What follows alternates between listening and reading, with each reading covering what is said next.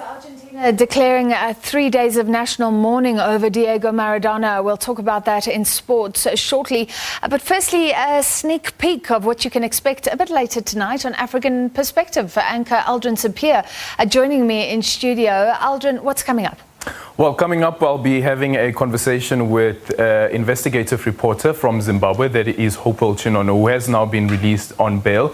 He was released on Friday, so we'll be speaking about the two trials that he's facing. A date has now been set for the first trial, which will start on the 7th of December, and also looking into some of the bail conditions. And the conversation that I actually had with him on the radio as well was about whether he fears for his life, and it was quite interesting, the perspective that he brought around the work that he's doing, and even though his life is under threat.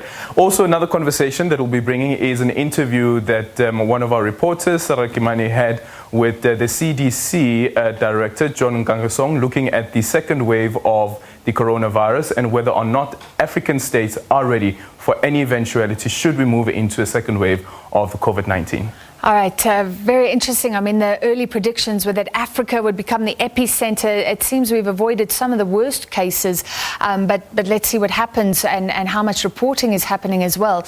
That's African Perspective coming up at 9 o'clock with your anchor, Aldrin.